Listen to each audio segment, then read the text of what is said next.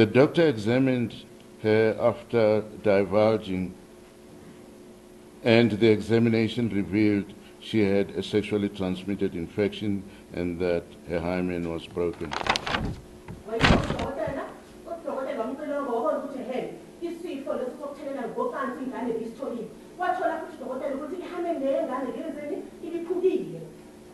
The emotional impact was so severe to an extent that the complainant became suicidal. She testified that she wanted to end her life.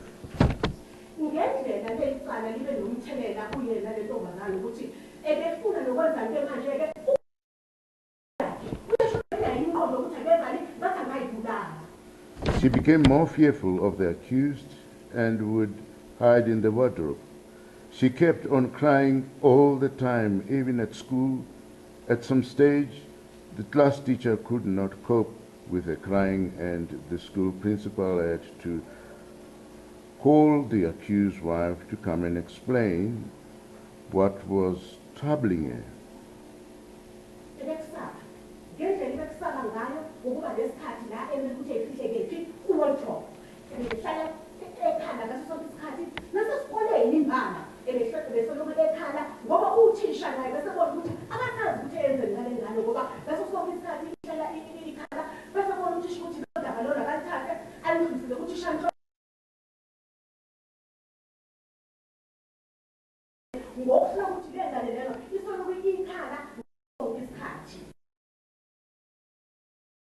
And she failed her June exams. She was unable to concentrate and focus at school.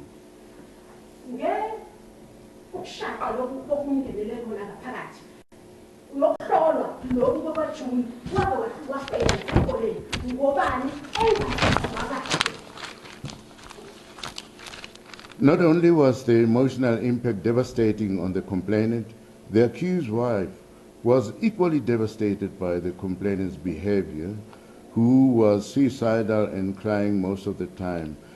She was not coping at work. Her work performance dropped and had to receive counseling from her employer.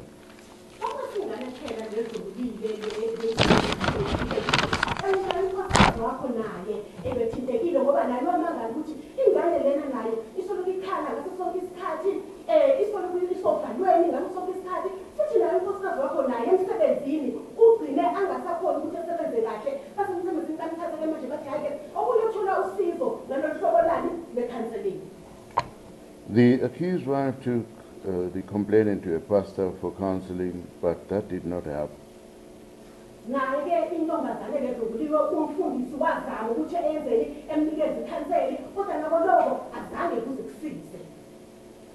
I must say, the accused wife must be commended for her unwavering, strong support she gave the complainant.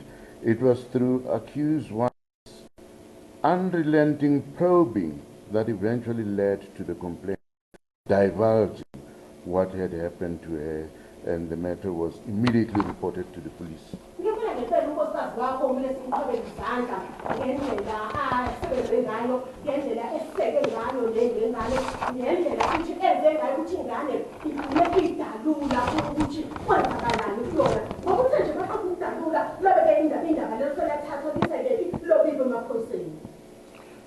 The victim impact statement compiled by the complainant highlights the trauma and the hurt that the complainant experiences even now.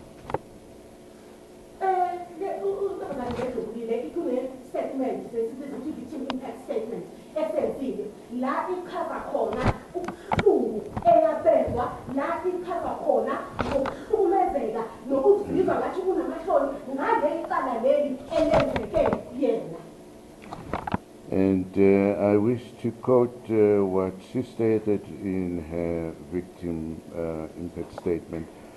Malume, meaning uncle, you have really hurt me. I asked myself what I did for you to rape me. I wanted you to treat me like your daughter, but you didn't. I will never be able to be proud of myself and can't trust anyone. Close quote.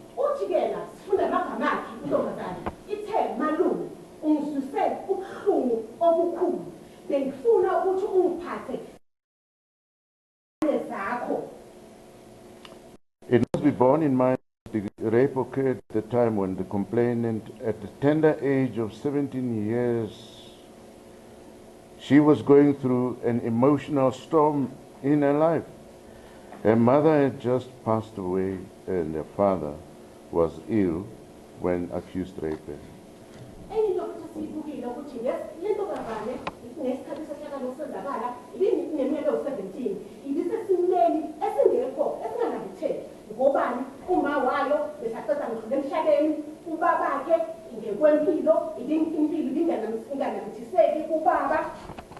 She expected the accused to treat her like his own daughter.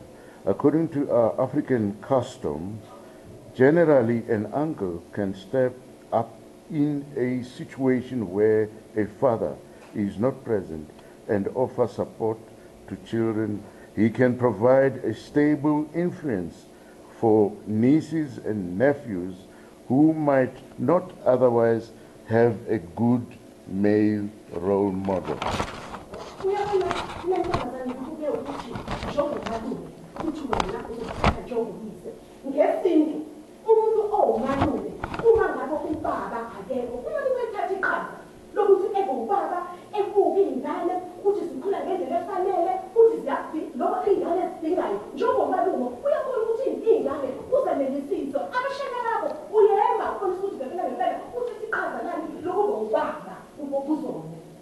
In this regard, I also wish to comment as follows, that for all you aspiring for a cool uncle status, here are the qualities you should aim for. Treat your nieces and nephews well. Do not bully them, but protect and care for them. Give them guidance and love. Hear them out and share experiences and advice. Surprise them with gifts. Remember important dates. And most important, be there when most needed.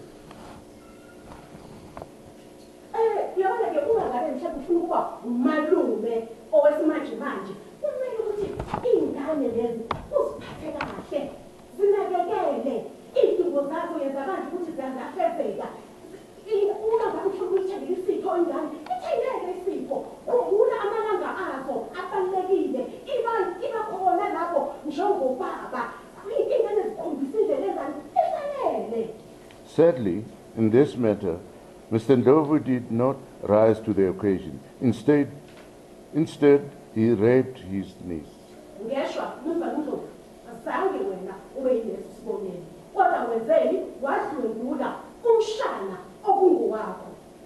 Mr. Ndlovu, I must say to you that it is an honor to be called an uncle, malume, in Afrikaans. But you gave this title a bad name. An uncle is a child's favorite relative.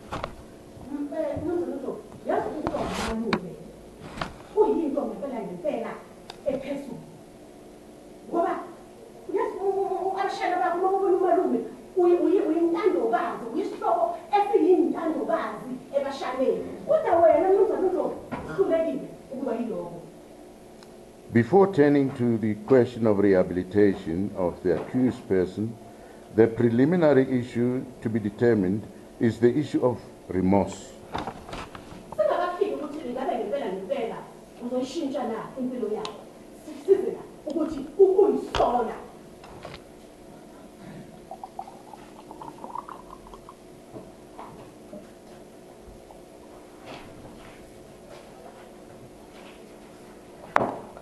Remorse is a gnawing pain of conscience for the plight of another. Thus, genuine contrition and can only come from an appreciation and acknowledgement of the extent of one's error. The accused in this matter did not take this court into his confidence regarding the issue of remorse. He elected not to testify in mitigation of sentence to show this court to show the victim, as well as the victim's family, that he is remorseful for the hurt he has caused.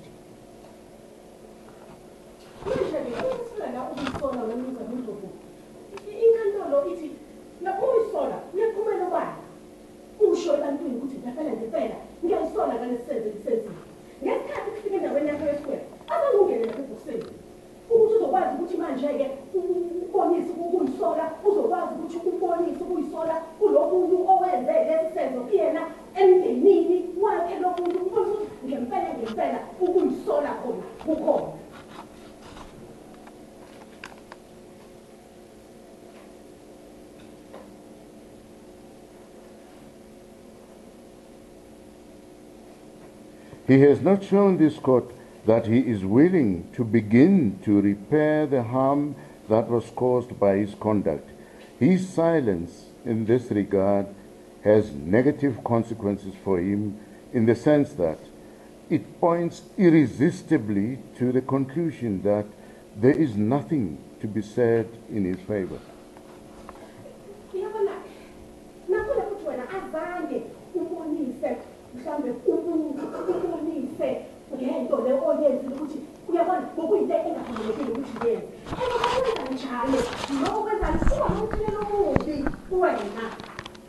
In terms of the principles of restorative justice, crime is an injury that hurts individual victims and communities, and restorative justice creates an obligation upon the accused person to make things right.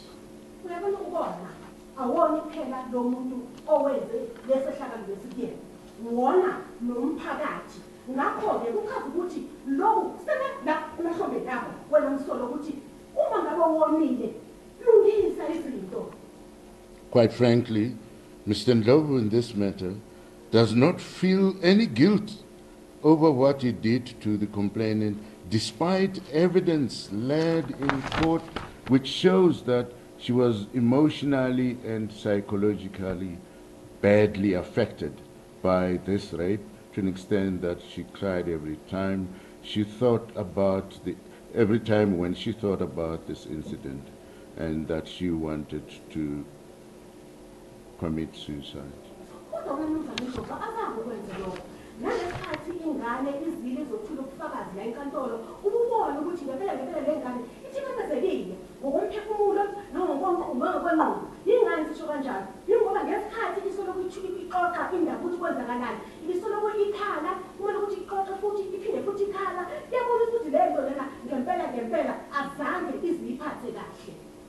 I now turn to deal with prospects for rehabilitation. Again, lack of remorse is also significant insofar as it has a bearing on the accused's prospects for rehabilitation, which is another factor relevant to determine the appropriate sentence to be imposed.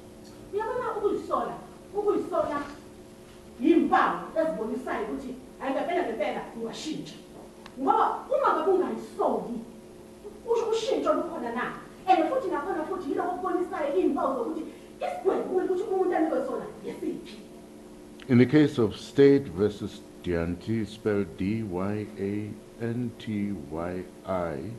2011, Volume 1, SACR 540 ECG in brackets, at paragraph 26, the court found that an accused will rarely be able to show that he is a suitable candidate for rehabilitation without proving to the court that he is genuinely remorseful.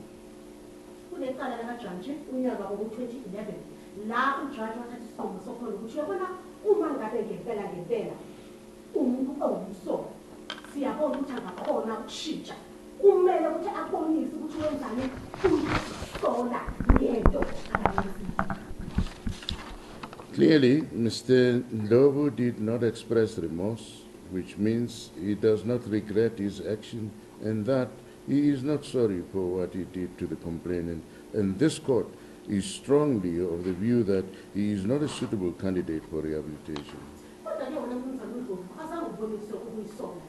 lokho kubonisa ukuthi ngempela wena ngale senzo usenzile awubonisa ukuthi wena uyasola futhi ngaloko ayibona inkantolo ukuthi wena umuntu ungabonisa impawu zokuthi ungakhona usho ukuthi wena ungashintsha. It is so that the court must show mercy in imposing an appropriate sentence. However, as stated earlier, the accused did not express remorse, and the role of mercy must,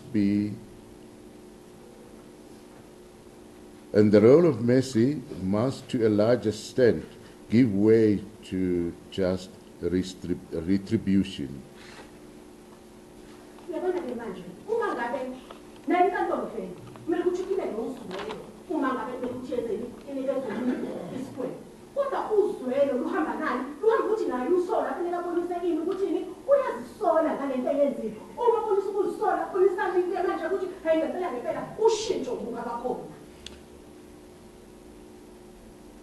With regard to the accused's personal circumstances, it was placed on record that the accused is 37 years old, married, and has 3 children.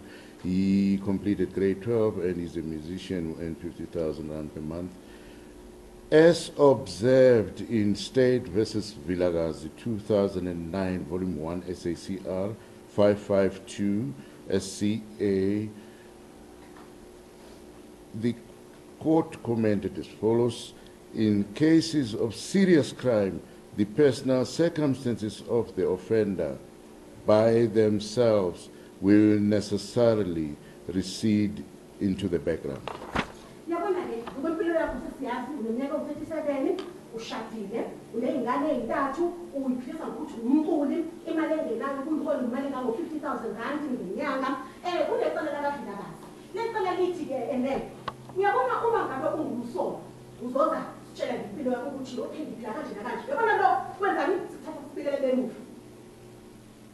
And the court emphasized that once it becomes clear that the crime is deserving of a substantial period of imprisonment, the question whether the accused is married or single, whether he has 2 or 3 children, whether or not he is in employment, are in themselves largely immaterial to what that prescribed period of sentence should be.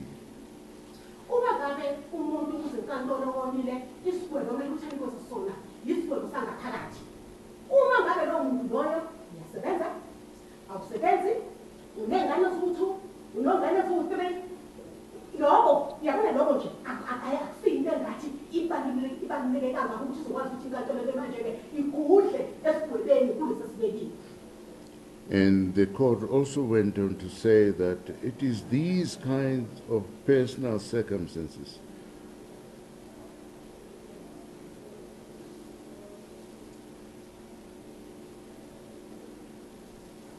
which are flimsy grounds that Malchus said should be avoided.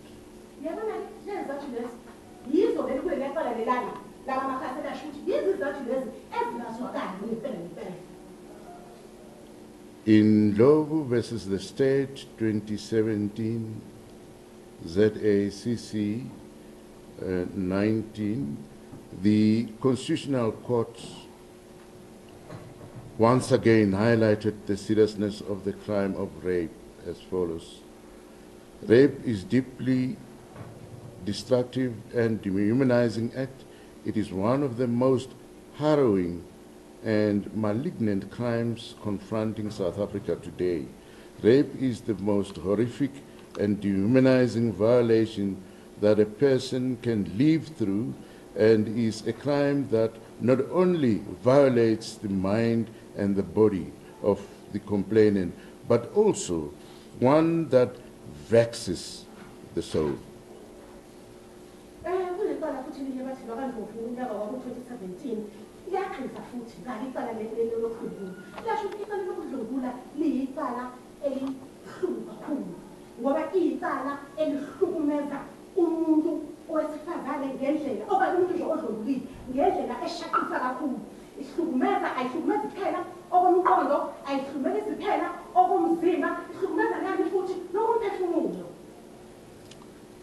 And the Constitutional Court went on to say that this crime is an inescapable and seemingly ever-present reality, scourge on the nation and collective conscience of the people of South Africa. I close quote.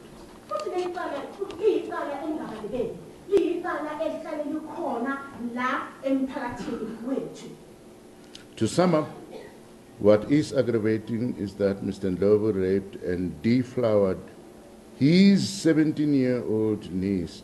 He deprived his own niece of her virginity and infected her with sexually transmitted infection. These circumstances elevate the seriousness of the rape and renders the minimum sentence of 10 years as grossly inadequate.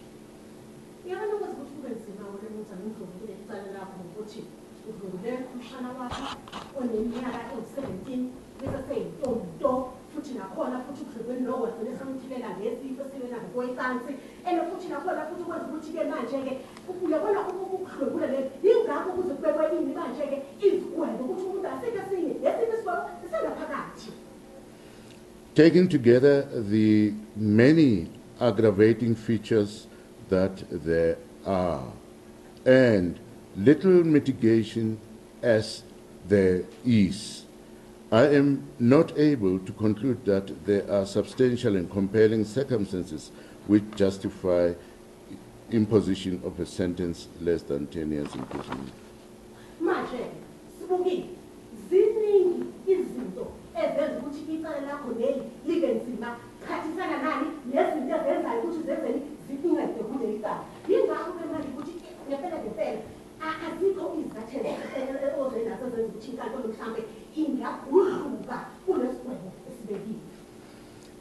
Regard being heard to all the aforegoing, I am satisfied that a sentence of 15 years is an appropriate sentence in the present matter.